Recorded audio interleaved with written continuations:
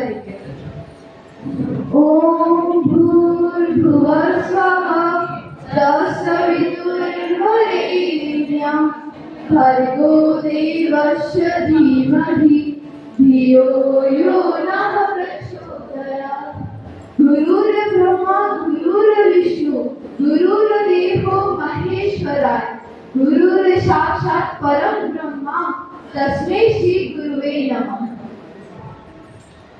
परम पूज्य गुरुदेव को मेरा नमन, परम वंदनीय गुरु माता को मेरा वंदन और गायत्री माता को मेरा सादर प्रणाम। यहाँ उपस्थित सभी गुरुजनों, मेरे मार्गदर्शकों एवं मेरे साथियों को मेरा सादर प्रणाम। मेरा नाम विधि पारिक है और आज मैं एक विषय क्या हो हमारा लक्ष्य और कौन हो हमारे आदर्श, इस विषय में अपने विचार प्रस्तुत करूंगी।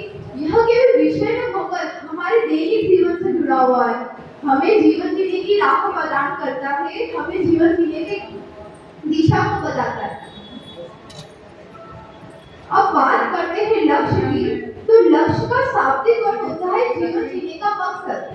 लक्ष्य वह दिशा होती है जो हमारे जीवन को आगे बढ़ाती है।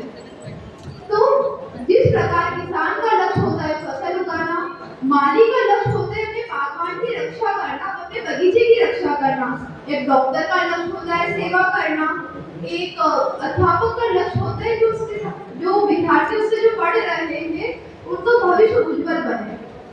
तो अब आप में से बताएंगे कि आपका जीवन लक्ष्य क्या है, आप में से कौन क्या बनना चाहता है?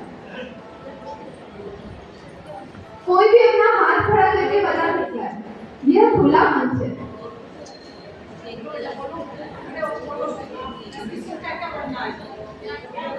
किसी को कुछ नहीं बनना है?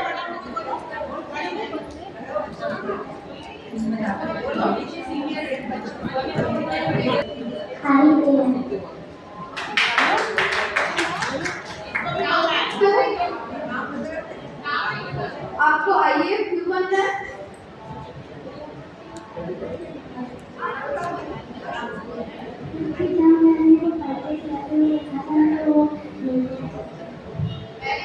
Very good.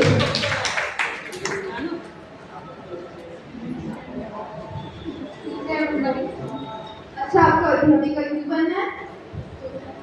बच्चों को पढ़ाना है। एक बार तालियां बजाइए। तो ये तो हुई आप सबके मन की बात है। अब बात करते हैं लक्ष्य को परिभाषित करने की। तो महात्मा गांधी जी ने बोला है कि अगर आपके जीवन को अगर आपको ऊंचा उठाना है, आपके जीवन स्तर को आपको ऊंचा उठाना है, तो उसे एक उद्देश्य देने की आवश्यकता है। जैसे एक बेटी का उद्देश्य होता है उसके परिवार का नाम रोशन करना, एक विद्यार्थी का उद्देश्य होता है मन लगाकर पढ़ाई करना, एक कलाकार का उद्देश्य होता है अपने साहित्य की रक्षा करना, एक अच्छे इंसान का उद्देश्य होता है कि वो समाज के लिए ऐसे कौन से कार्य करे जो उसके लिए उपयोगी हो। तो यह तो हमें देखिए हमारा उद्देश्य। अब हम देखते हैं कि लक्ष्य की आवश्यकता क्यों है, उसका महत्व क्या है, जो हम आज इधर चर्चा कर रहे हैं। तो आप सब इमेजिन कीजिए आप विशाल समुद्र में है और वहाँ पे नाव चला रहे हैं, आप एक नाविक की तरह वहाँ पे नाव चला रहे, आप चलाते जा रहे, लेकिन आपको याद ही नहीं है कि आपको किनारे पे पहुँचना है, आपकी मंजिल किनारा है, तो क्या आप पहुँच पाओगे? हाँ या ना? नहीं ना, क्योंकि आपका आपकी मंजिल का ध्यान ही नहीं है, आपका आपके लक्ष्य का ध्यान ही नहीं है, तो किनारे पे पहुँचना है, आपकी बहुत सारी टाइम और एनर्जी उसको ढूंढने में लग जाएगी। और यही सोचिए कि आप एक यात्री, आप यात्रा कर रहे हैं, आपके पास नक्शा नहीं है मंजिल पहुंचने का, तो क्या मंजिल पे पहुंच पाओगे? हाँ या ना? नहीं ना, क्योंकि आपकी मंजिल पे पहुंचना सुनिश्चित नहीं है, क्योंकि आपके पास नक्शा नहीं है वहाँ पे पहुंचने का, मंजिल को पाने का आपके पास मैप नहीं है।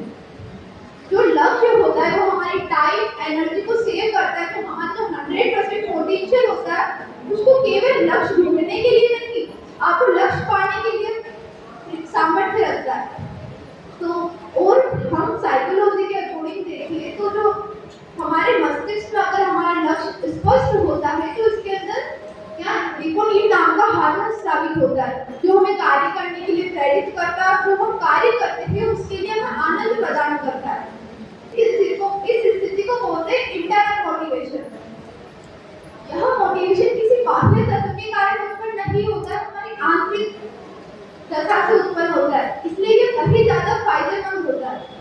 और जो लक्ष्य होता है वो हमें मोटिवेशन प्रदान करने के साथ साथ हमारी प्रायोरिटीज को सेट करता है, हमारी प्राथमिकता को तय करता है। हमें क्या करना चाहिए, क्या नहीं करना चाहिए, किसमें कितना समय देना चाहिए, इस सबको निश्चित करता है। इसको हम एग्जाम्पल के तौर पे समझ सकते हैं। जब एक उस छात्रा ने बताया कि उसे अध्यापिका बनना है, ठीक है, उसको शिक्षिका बनना है। यदि उसको अपना लक्ष्य स्पष्ट है तो जब वो सुबह उठेगी तो इसी विचार के साथ उठेगी, तो बुक्स भी इसी क्षेत्र के पढ़ेगी, एजुकेशन के रिलेटेड ही अपनी बुक्स पढ़ेगी, अपना जो आदर्श बनाएगी आइडल वो भी इसी क्षेत्र का बनाएगी। इस तरीके से वो दिशाहीन न होकर उसके पास एक दिशा होगी जिससे वो अपना सारा अपनी पोटेंशियल का उपयोग लक्ष्य प्राप्ति के लिए कर पाएगी। बिना भगवान के नाम मंजिल तक नहीं पहुंच सकती है, उसी प्रकार बिना लक्ष्य के हमारा जीवन सफल नहीं हो पाता है, वो अपने सामर्थ्य तक नहीं पहुंच सकता है। अब हमने देखा है कि हमारे लक्ष्य की आवश्यकता क्या है, महत्व क्या है। अब हम देखेंगे कि हमारा सही लक्ष्य क्या हो। क्या हमारा लक्ष्य केवल पैसा कमाना है या नौकरी पाना या बहुत प्रसिद्धि पाना या फेम कमाना। हमारा लक्ष्य केवल व्यक्तिगत ना होकर हमारा लक्ष्य होना चाहिए सामाजिक, जो सामाजिक मूल्य से जुड़ा हुआ हो, हमारी नैतिकता से जुड़ा हुआ हो। हमारा लक्ष्य ऐसा हो जो हमें आत्मसंतुष्टि प्रदान करे, सेल्फ सेटिस्फेक्शन प्रदान करे। आप सब बोलेंगे हमारा लक्ष्य क्या होना चाहिए, सामाजिक। क्या होना चाहिए, सामाजिक, नैतिकता से जुड़ा हुआ होना चाहिए, आत्मसंतुष्टि प्रदान करे। क्या करे, अब जैसे एक डॉक्टर का लक्ष्य होता है सेवा करना, एक शिक्षक का लक्ष्य होता है कि वह अमीरों के साथ साथ गरीबों के भी बिना मतलब डिस्क्रिमिनेशन के उसका करे, कोई भेदभाव बिना भेदभाव के सबको समान रूप से सेवा करे। एक किसान का लक्ष्य केवल ये नहीं होना चाहिए कि उसे ज्यादा से ज्यादा फसल उगानी और बेचनी है, उसका लक्ष्य ये होना चाहिए कि वो अपने पौष्टिक आहार को उगाए, जो उसे उसका सेवन करे तो उसका शरीर को भी लाभ मिले और उसको उसके शरीर के लिए वो फायदा पहुंचे। अब बात करूं मेरे लक्ष्य की, ये तो हमने बताया सबका जीवन लक्ष्य।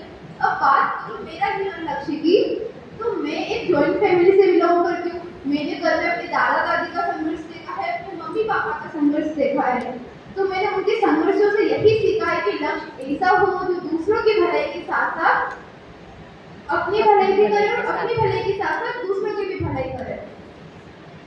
मेरी माँ ने मुझे बचपन से ही बोला दीदी को जो भी बनना सबसे पहले एक अच्छा इंसान बनना, तो मैंने अपना जीवन लक्ष्य तय किया शिक्षिका बनना, जो अपने ज्ञान और सेवा से अपने साथ साथ दूसरे के भी जीवन को संवार सके। भगवान ने हमें ये मानव जीवन दिया है, ये इसकी जीवन यात्रा निश्चित नहीं है ना। किसी को पता है कि हमारी जीवन यात्रा कितनी बड़ी होगी, नहीं है, लेकिन इसके दो स्टेशन है, बी एंड सी।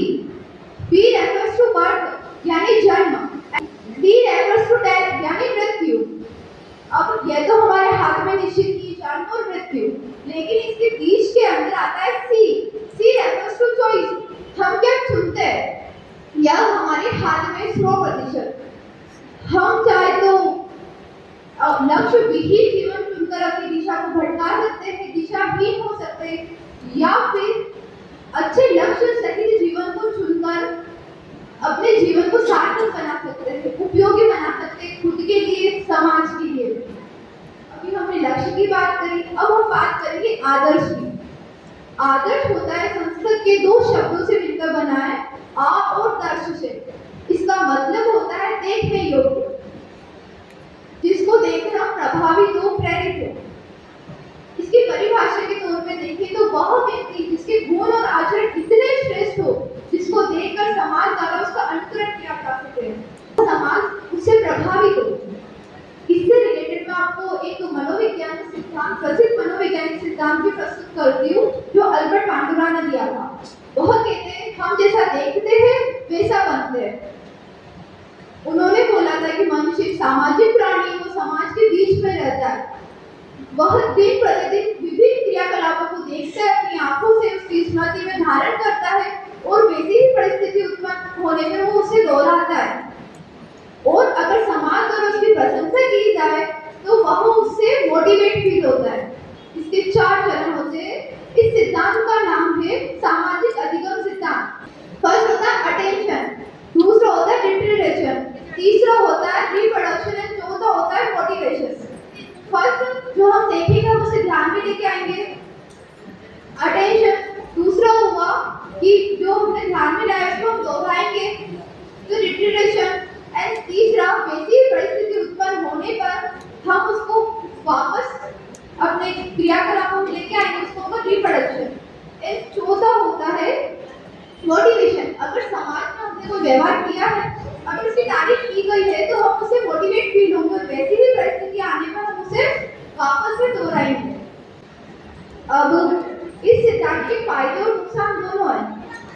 अगर आप अपना आदर्श एक ईमानदार कर्मठ व्यक्ति को मानेंगे तो आप भी उनके जैसा ही बनने का प्रयास करेंगे। लेकिन आपका आदर्श एक ऐसा व्यक्ति है जो अनुशासनहीन है, इसको हम एग्जाम्पल के थ्रू समझते हैं। आप सिनेमा हॉल गए, आपने कोई मूवी देखी, उधर उस मूवी में अभिनेता अभिनेत्री द्वारा ऐसी कोई घटनाएं की गई जो आप उससे प्रभावित हुए, उन्होंने आपने उनको अपना आदर्श बना लिया। लेकिन जब आप बाहर गए, घर पहुंचे, उन्होंने और जिन्होंने आपने जिनको अपना आदर्श बनाया है, अगर उन्होंने कोई ऐसी असामाजिक घटना प्रस्तुत करी, जो समाज ऐसी कोई व्यवहार किया जो समाज में प्रशंसनीय नहीं है, तो आप भी उनको दोहराओगे, क्योंकि आपका आदर्श भटका हुआ है तो आप भी भटक जाओगे। इस वजह से अल्बर्ट बांडुरा ने यह चेतावनी दी है कि मनुष्य जैसा देखेगा वैसा बनेगा।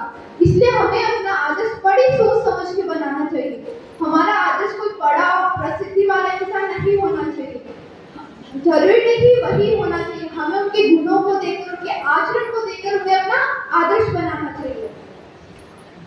अब मैं मेरे आदर्श की बात करूं तो मेरे आदर्श को दीवार पर टंगी तस्वीर में कोई चेहरा नहीं है।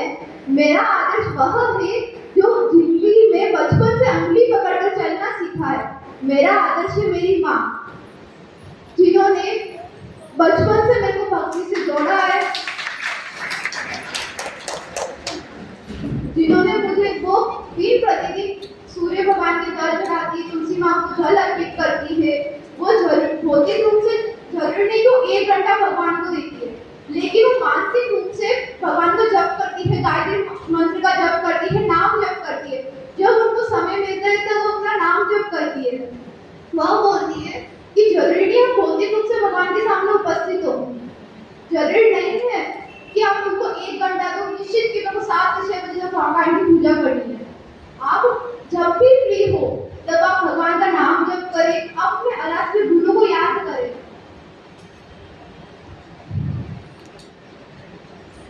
आज मेरे को उनकी सबसे बड़ी अच्छी आदत लगती है उनका पॉजिटिव एटीट्यूड। वो हर चीज में बढ़िया ढूंढ लेती है। वह कहती है जो होता है अच्छे के लिए होता है। आज सुबह की बात है, जब मैं यहाँ पर जल्दी जल्दी में आ रही थी तो बाहर कचरे वाला आया था, आता ना गाड़ी वाला आया, घर से कचरा निकाल। तो मेरी मम्मी को बोला कि मम्मी कचरा लेने वाला आया, कचरा डाल दो। तो मम्मी ने बोला, वो आई एकदम टोका नजरे से और मुस्कुराते हुए शालीन भाव से बोला कि बेटा कचरे वाले वो नहीं है, कचरे वाले तो हम हैं, कचरा तो हमारे पास है, वो तो सभी करने वाले हैं। इसी छोटी छोटी सैकड़ों आदतों से मतलब मैं इतना प्रभावित हुई हूँ कि मैंने उनको अपना आदर्श बनाया। कि सही आदर्श चुनना ही लक्ष्य प्राप्ति की ओर पहला कदम। अगर हम लक्ष्य तय करें और आदर्श को अपना पथ प्रदर्शक बनाएं तो कोई कठिनाई हमें रोक नहीं सकती है। दूसरे भी हमें राह दिखाती है, बस जरूरत है सच्चे लक्ष्य और आदर्श की। सपनों को सच करना है अगर, सपनों को सच करना है अगर तो आदर्शों की छांव में रहना होगा। सपनों को सच करना है अगर तो आदर्शों की छांव में रहना होगा। लक्ष्य तक पहुंचना है अगर, लक्ष्य तक पहुंचना है अगर तो खुद से पहले खुद को बदलना होगा। सभी को ध्यानपूर्वक सुनने के लिए मेरा धन्यवाद। चलिए आज से हम सब मिलकर अपने जीवन को सही दिशा में मोड़ते हैं। जय गुरुदेव, जय गायत्री माता। बहुत ही शानदार और प्रेरणादायक